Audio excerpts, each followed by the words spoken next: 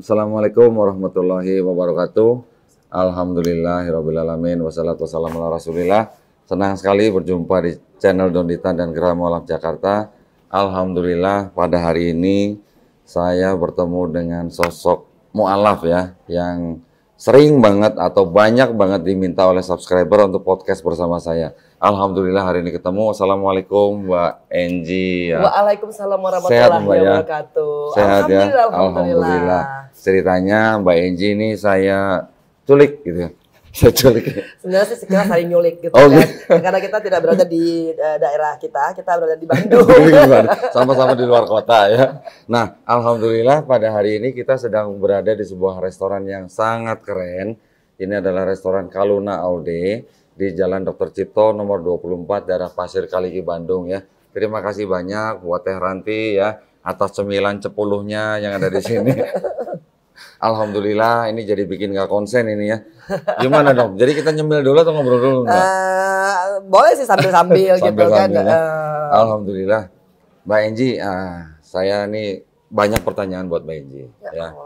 Mbak Enji ini kan ya mungkin sebuah sosok yang banyak memang disorot orang karena juga alasan mu'alaf.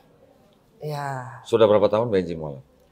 Saya mu'alaf sebelum menikah dengan almarhum Mas Aji. Jadi maksudnya di pas harinya itu ya di mu'alafin gitu. Dan terus terang kalau boleh tanya kenapa mu'alaf, ya ikut Mas Aji. Tahun berapa tuh Mbak? Itu 2008. Oh, udah jauh lebih lama. Duluan aku ya. 7 tahun, 6 tahun sebelum saya berarti. Iya. Saya 2014.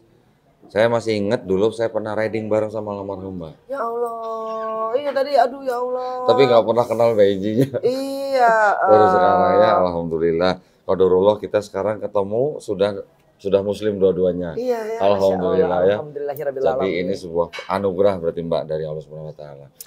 Nah, Mbak Enji kan ya memang sudah banyak yang tahu ceritanya.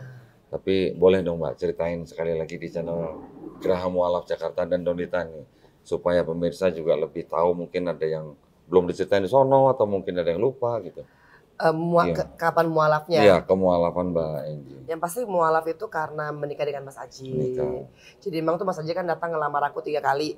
Nah, pertamanya ditolak, keduanya ditolak, ketiganya ada kompensasi, ya sudah kalau gitu masing-masing aja agamanya. Oh gitu, waktu itu begitu? Iya, jadi pertamanya ayah saya bilang kalau kamu sayang anak-anak, kamu kembali ke Reza. Terus kedua Mas Aji bilang, udah sih aku coba lagi gitu. Kedua dicoba lagi gitu kan, kata ayah saya, ya nggak mungkin. Karena kalau misalkan Enji nggak akan bisa kawin dengan Aji karena beda agama. Nah, ketiga mesti coba lagi gitu. Nekat juga ya Mas? Alhamdulillah ya, jadi kianum duha majabat Said hari ini ya kan. Nah ketiga akhirnya karena saja bilang ya udahlah kayaknya emang harus kawin lari Enji gitu. Kawin lari, capek dong kawin lari. Lari melulu gitu ya. Dan ya sudah pas menikah, di hari yang sama juga dapat surat mu'alafnya. Mbak Enji berarti pada hari itu langsung pindah agama? Iya. Dan bagi saya belum ada keimanan sama sekali, belum ada keyakinan sama sekali.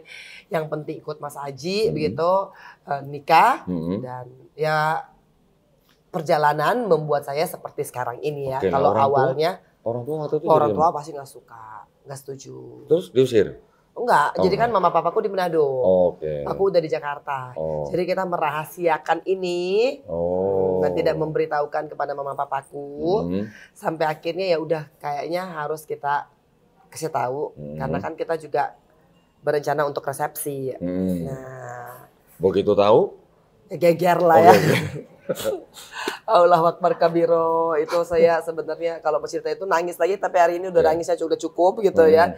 Karena ayahku udah habis air mata. Udah habis gitu karena ayahku kan sangat menyayangi aku ya. Ayahku tuh bukan tipe ayah yang mukul, bukan tipe ayah yang keras, ngebentak, enggak. My dad itu adalah orang yang sangat is a loving person gitu loh, care. Nah, jadi kan ketika aku menyakiti hatinya karena aku tahu bahwa ayahku itu anak pendeta. Ayahku itu penatua. Penatua lagi. Penatua, jadi itu pasti akan melukai, menyakiti lah. Karena status beliau ya di gereja ya. Ya pertama keyakinan juga, keyakinan ayahku bahwa harus Nasrani dan juga mungkin pressure dari lingkungannya. Mama? Apalagi? Sampai guling-guling. Guling-guling sih enggak, cuman menyayangkan aja. Nah, teman kan gini, Mbak Enji ya. Saya juga sering kan membantu orang masuk Islam, Iya, bersyahadat, sering. Mereka punya permasalahan yang nggak jauh-jauh beda lah ya iya sama pasti, mualaf-mualaf yang pasti, lain ya. pasti. Ada yang bahkan sampai diusir, bahkan sampai ada yang dipasung. Allahu Akbar. Dipasung, Mbak, Astagfirullahaladzim, ada yang begitu ada. Kebanyakan yang diusir ya kita bisa tampung. Tapi kalau mau dipasung bagaimana? Kan susah kan? Aduh, Kita aduh, harus aduh. mediasi segala macam. Jauh-jauh ya, tapi emang ada yang Ada begitu? yang begitu. Ada yang begitu. Ya sampai hari kita minta tolong ketua lingkungan dan dibantu dengan ormas, mediasi dengan pihak keluarga, ada yang sampai begitu. Ada juga yang dikurung, Aduh, nggak turut boleh prihatin ya, keluar. turut prihatin, benar. Kami sering menampung mualaf-mualaf yang terbuang dari keluarga, ya. Ada yang ikut kami berapa bulan, terus kemudian baikan dengan keluarga. Ada juga yang seperti Nono yang Melisa, no. Kenapa Melisa? Ini contoh yang sangat nyata nih, karena kan hampir sering ikut saya nih. Dibuang? Sampai sekarang nggak boleh balik ke rumahnya. Mamanya nggak mau nemuin. Bismillah ya, tetap yakin, Nah, kuat ya. Jadi contoh banyak. Iya. Nah, kami yang sering memediasi dengan pihak keluarga. Kami juga sering memberi edukasi baik kepada keluarga Kristen yang anaknya masuk Islam ataupun keluarga Islam yang anaknya masuk Kristen. Sering, Mbak. Oh, Oke. baik. Jadi menjadi kayak apa lah ya, Iya. tempat tampungan lah ya. Banyak juga keluarga Islam yang datang ke saya, anaknya mau murtad. Pertama kali yang saya bicarakan dengan mereka, ada Undang-Undang Dasar 1945, saya bilang Iya. itu ya, di negara ini yang menjamin setiap orang untuk memilih dan menjalankan agamanya masing-masing. Iya. Jadi, orang tua pun tidak bisa melarang anaknya memilih agama pilihannya. Oke. Oke. Bisa diterima dan Iya. itu undang-undang ya. Dan itu dijamin sepenuhnya oleh negara. Iya. Jadi, orang tua Islam pun tidak bisa melarang anaknya untuk memilih agama lain selain Islam. Saya bilang begitu sama keluarga Muslim juga.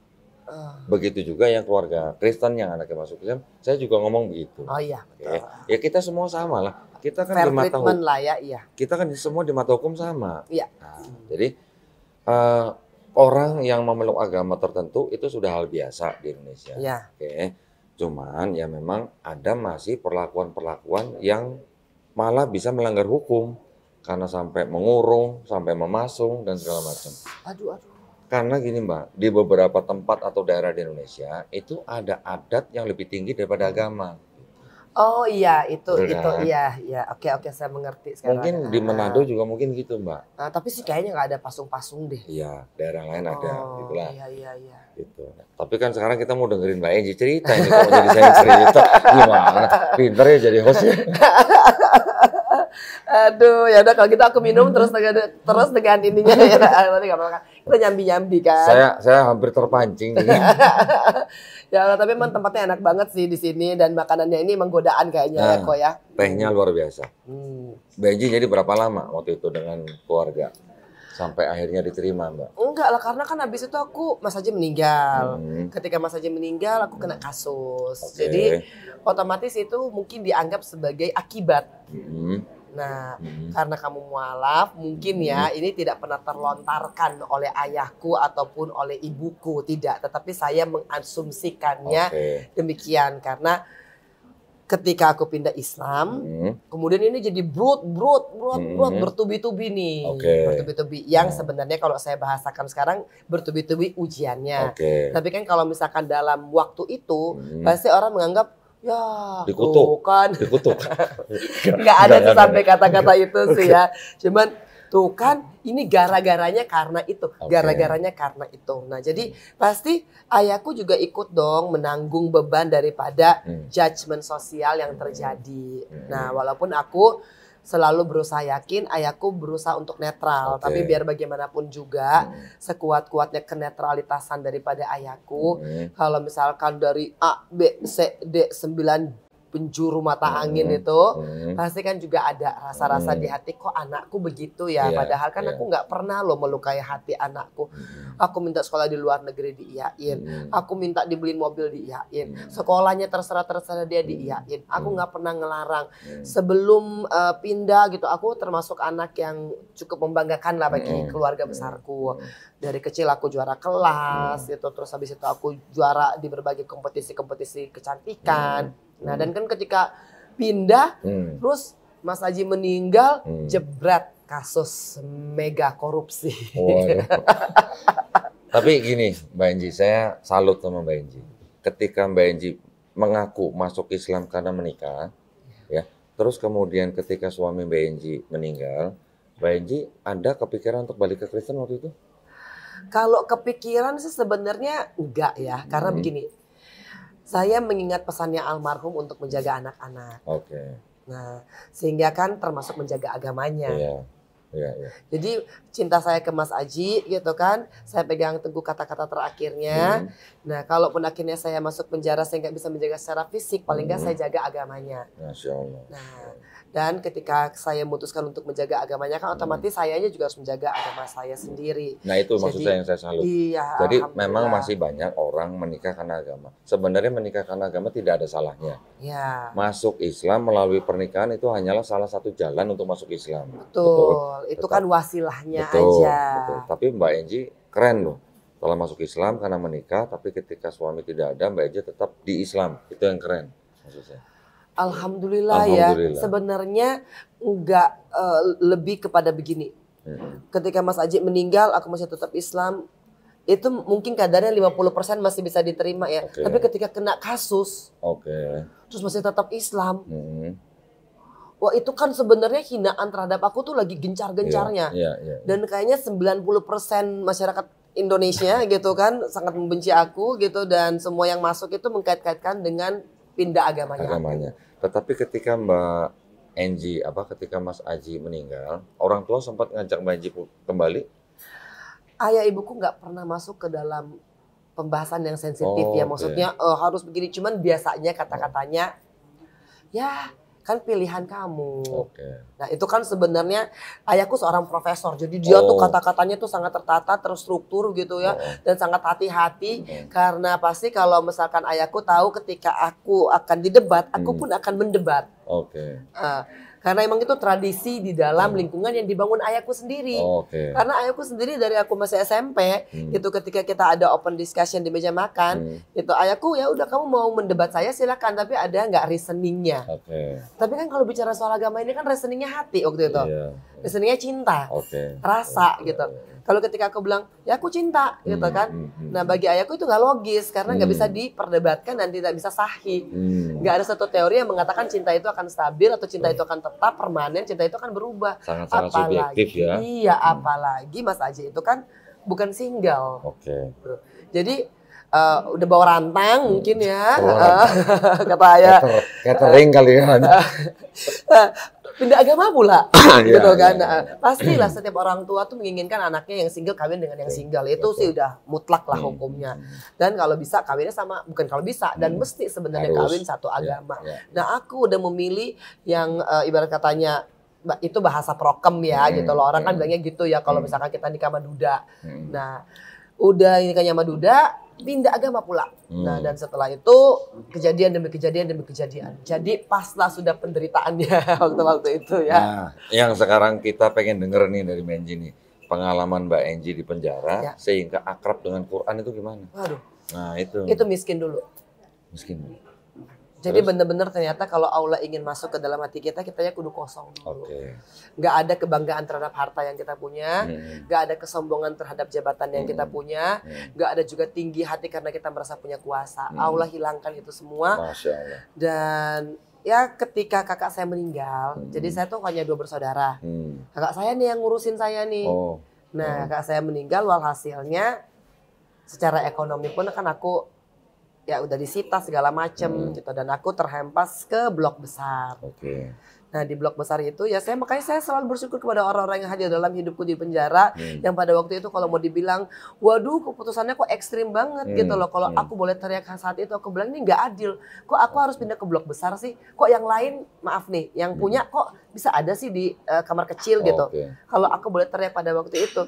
Tapi qadarullahnya Allah kok melembutkan hatiku untuk ya udah masuklah, tinggallah bersama 32, kadang-kadang 26.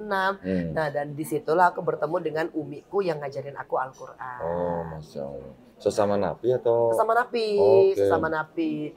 Jadi aku tuh dulu emang niatnya salah ya. Dulu tuh niatnya tuh sholat biar hukuman diperingan. Oh. Nah, jadi tuh ngejar tuh dari duha, tahajud gitu lah. Itu yang salah gitu loh dalam konsep keimanan saya nih.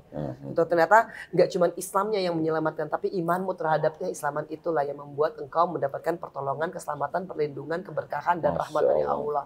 Kalau cuma Islamnya, kalau nggak imannya, tetap aja Islam oke, Islam ya. Tapi kadang-kadang ujian itu bisa menjadi musibah, tapi juga kalau misalkan pakai imanmu, ujian itu jadi keberkahan gitu. Nah, dan mengubah itu semua ternyata dari apa? Dari berserah diri. Ya sudahlah kalau gitu, aku mau jadi Islam yang muslim. Islam yang berserah diri, ditempatin di mana aja nggak apa-apa, dibilang sama masyarakat ya wes gitu kan, dikunci sementara kita ngeliat kok yang lain bisa keluar sih gitu. Nah, proses-proses itulah yang akhirnya membuat aku tuh menerima keadaan dan Umi ini dihadirkan. Masya Allah. Lulusnya Al-Fatihah tuh 13 kali kok. Hah? Waduh, susah banget tuh Al-Fatihah awal-awalnya. Kan namanya baru pegang Al-Quran ya. Dan karena aku tuh Mas Aji meninggal, aku tuh masih yang sholat pakai contekan. Oh, oke. Jadi tuh ngelihat gitu kan, Allahu Akbar gitu kan, ngeliat lagi gitu kan. Nah, masuk penjara tuh bener-bener kan akhirnya tuh. Tapi imannya tuh belum berkeyakinan pada hari akhir, kepada Nabi Muhammad, kepada Allah, belum. Masih Islam secara KTP. Yang penting nikah udah Islam gitu kan. Tapi praktek dan spiritualismenya jauh dari itu. Nah, tapi si Umi ini datang, Umi hanya ngajarin. Nah, itu belum itu panjang kok perjalanannya, masih jauh kok sampai akhirnya menemukan titik di mana saya akhirnya bisa menikmati Al-Quran dan bisa merasakan bahwa Allah tuh ada di hatiku ketika aku nggak ngisinya dengan kegilaan atas dunia. Masya Allah, itu tuh yang paling penting ya. Itu enak banget paling kok. Penting ya. Jadi seperti gelas kosong gitu ya. Iya betul, makanya kalau lagi dikosongin sama Allah, terima-terima aja gitu ya. Lagi dikosongin berarti itu lagi disiapin yang baru gitu. Masya Allah loh itu. Kan, karena kan kalau mau dikuras ini harus dikuras benar-benar. Iya betul. Kalau masih nyisa, dia bisa mengotori ya akan masuk yang bersih. Betul. Harus dibuang dulu yang kotor. Betul. Nah, buangnya itu tuh, yang sakit. Tersiksa kok. Aduh ya Allah ya Rahman ya Rahim. Sementara aku itu kan terlahir dari keluarga yang alhamdulillah lumayan cukup ya. Artinya nggak kaya nggak miskin, tapi aku masih bisa sekolah ke luar negeri. Cukup lah ya, cukup lah. Mau sekolah ke luar negeri cukup. Mau beli gunung cukup. Alhamdulillah maksudnya nggak pernah ngerasain susah lah. Gitu dari kecil. Nah, tiba-tiba kan masuk pindah Islam udah kena kasus dihina orang, masuk penjara, tidurnya gabung sama orang lain, udah gitu ngalamin pas abis udah nggak ada begininya, aku harus rela jadi ya kepala geng lah jadinya ya. Ya kan buat hidup, maaf ya kalau aku agak preman di sana. Ada geng-gengan. Aku mohon maaf karena memang aku harus melakukan itu demi ketemu sama anakku. Kita mungkin terlihatnya ya Allah itu Bu Enji tuh sadis banget loh. Misalkan kalau namanya kalau lagi berantem sesama napi ya kebayang lah begitu ya. Berantem. Demi mempertahankan hidup saya di dalam dan demi bertemu dengan Keanu aku harus melakukan itu. Karena kan udah nggak punya ini kan, jadi ini yang dipakai. maaf buat semua yang pernah saya ini ya gertak sih gitu kan, senggol sih enggak. Luar biasa ya. Ya Allah. Nah, ketika Mbak Enji sudah mengenal Quran sampai akhirnya Mbak Enji cinta dengan Quran ini berapa lama, Mbak? Jadi pas ujian Al-Fatihah itu, nah sudah mulai menemukan kenikmatannya. Kan? Gini, jadi pencapaian kan, ya Allah aku bisa loh ngomongin gitu loh, ngomongin gitu kan. Kok aku ternyata bisa, kok lidahku ternyata bisa ya, aku bisa menempatkan lidahku itu di dekat langit-langit antara tenggorokan dalam dan langit-langit, kok bisa. Ketagihan. Gitu. Nah, setelah sorry Mbak, saya potong. Ketika Mbak Enji sudah bisa sholat tanpa membaca, rasanya gimana, Mbak? Wah, itu apalagi kayaknya kan pencapaian demi pencapaian kan. Habis Al-Fatihah kan berarti aku udah bisa dong sholat tanpa ngebaca teks gitu kan. Walaupun aku masih membaca Al-Quran yang Latin. Nah, karena kan agak berat nih gitu untuk baca yang Arab beneran. Setelah itu udah nikmat, alhamdulillah gitu.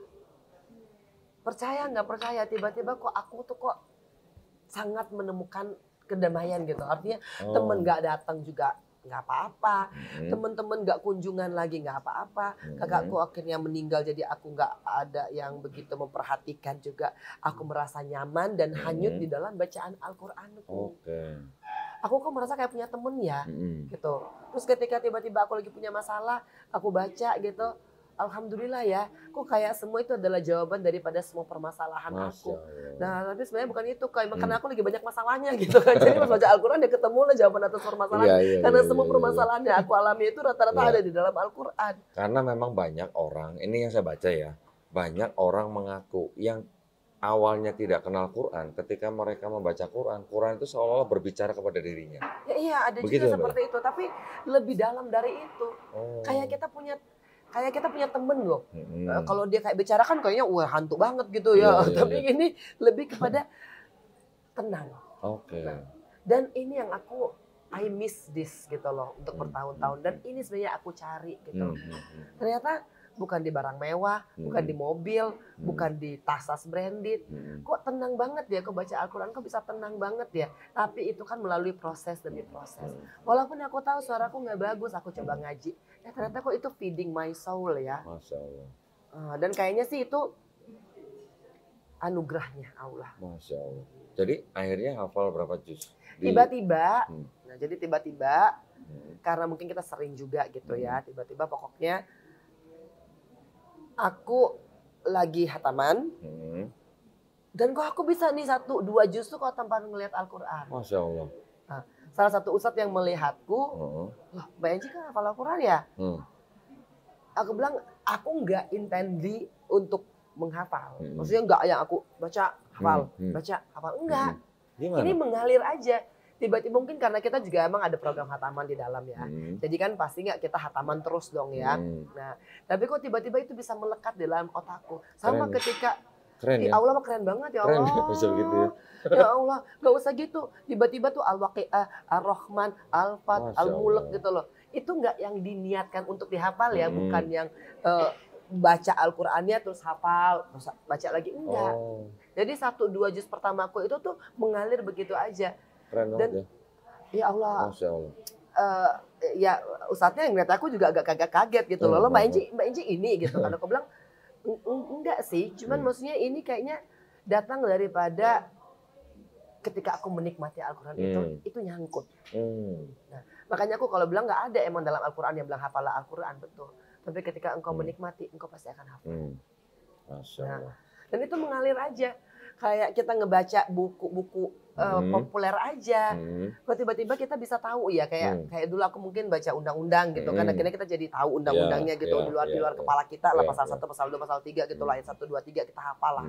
Nah, begitupun Al-Quran. Dan ternyata kan pengulangannya juga banyak. Artinya kata-kata yang ditemukan begitu. Tinggal kurang kita, lebih kalau nggak salah ada 75.000 kata. Yang persis lah artinya. Dan melakukan repetisi berkali-kali gitu. Dan akhirnya itu yang membuat aku tuh, oh ya udah kata Pak Ustadznya ikut aja. Ikut aja dengan metode kauni. Jadi akhirnya aku mencoba metode kauni ini yang maksudnya ada ujiannya gitu kan. Dan itu berkembang lah gitu dengan Ustadz Bobby. Kalau tahu. Nah Ustadz Bobby itu yang datang bukan ustadznya tapi istrinya. Karena kan kita di lapas nggak boleh masuk terlalu sering lah ustadz gitu. Jadi Bunda Maya datang mendampingi dan aku rasa itu semua udah qadarullah. Allah mengaturnya sedemikian rupa sehingga Bunda Maya bisa datang ngajar. Berapa lama Mbak Enci itu prosesnya? 6 tahun lah ya. Alhamdulillah. 6 tahun bos. Alhamdulillah. Ya karena kan 10 tahun bos di dalamnya ya. Bosnya mohon maaf lahir batin ya Allah.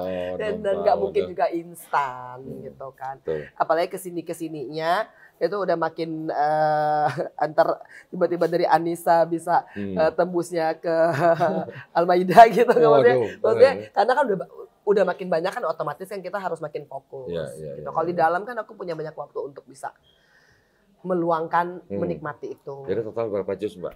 Ini belum lulus lah yang 15, belum lulus. Dan udah 3 kali ujian belum lulus Bapak.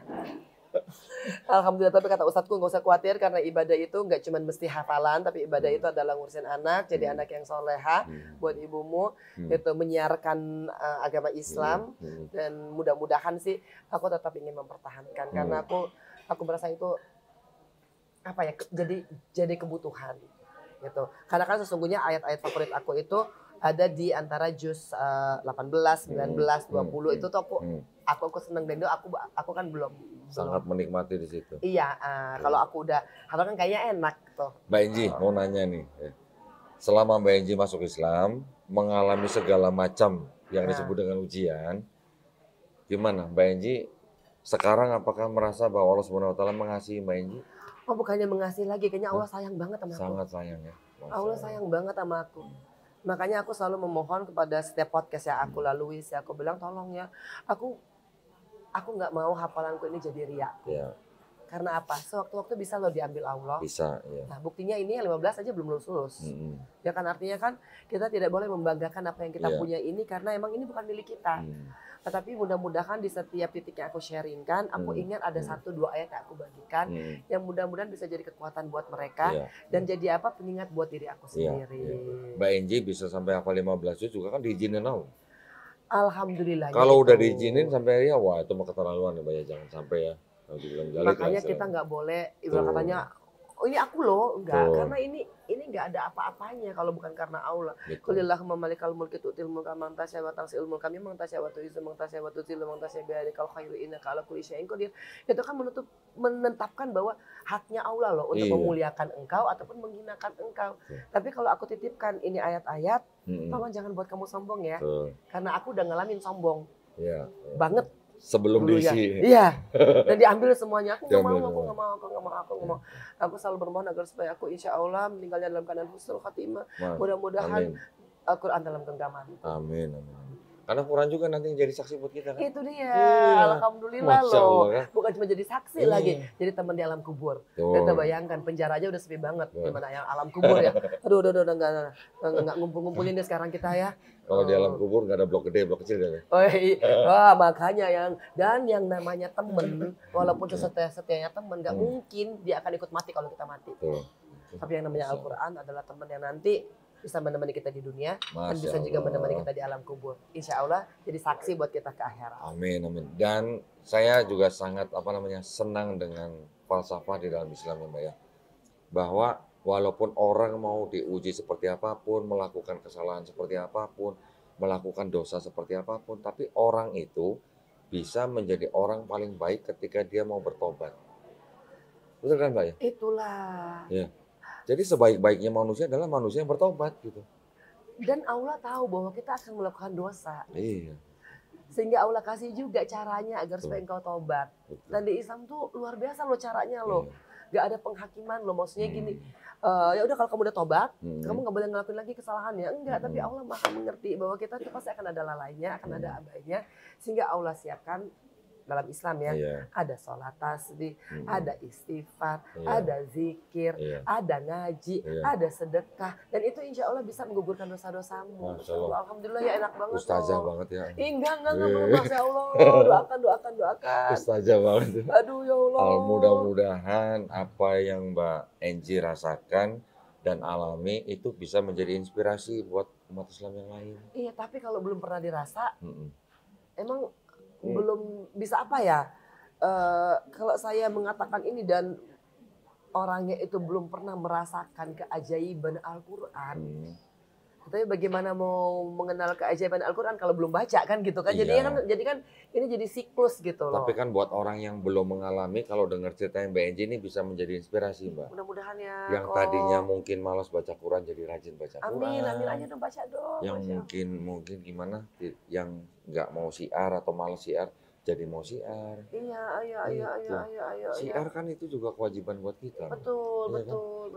Kan kita nih kan ketika kita berjalan di muka orang, itu kita nih kan perwakilan Islam. Iya, jadi mudah-mudahan kita bisa menyiarkan. Saya 7 tahun Mbak mau masuk Islam, yang saya amatin muslimnya dulu, bukan Islamnya. Nah itu, tapi itu betul. Makanya. Kalau saya kan dari sisi yang berbeda ya, karena saya cinta, saya masuk Islam gitu. Nah ini kan analisa yang benar. saya waktu itu salah mengamati. Yang diamati muslimnya, orang-orang yang ribut sono, ribut sini gitu. Bukan Oke. Islamnya. Iya. Ketika saya ketemu, oh harusnya belajar ajarannya. Baru ketika belajar Islam, oh di Islam ternyata tidak diajari seperti itu. Gitu. Betul. Makanya kalau kita pengen lihat orang itu Islam adalah lihat produknya, apakah dia Muslim, apakah dia berserah diri, apakah dia menyelesaikan ujian hidupnya dengan cara-cara yang ada dalam Al-Quran. Masya Allahnya kan Mbak, ketika di Islam kita diajarin apa? Setiap bayi yang lahir sebenarnya fitrahnya Muslim. Ketika dia besar dikafirkan sama orang tuanya. Mohon maaf ya. Ini istilah kafir ini loh yang kokoh nih. Kan, di sini juga ada istilah kafir. Iya, tapi sebenarnya kalau aku tuh lebih banyak mengartikan kafir itu lebih kepada tidak beriman, dan di setiap agama tuh punya kafir-kafirnya sendiri-sendiri Di gitu sini juga ya. ada kata kafir. Artinya kan udah ada di dalam kitab lah. Dulu ketika saya Kristen, ketika saya mendengar orang Kristen kafir, saya marah. Saya berpikir bahwa kata kafir itu saya tidak bertuhan gitu.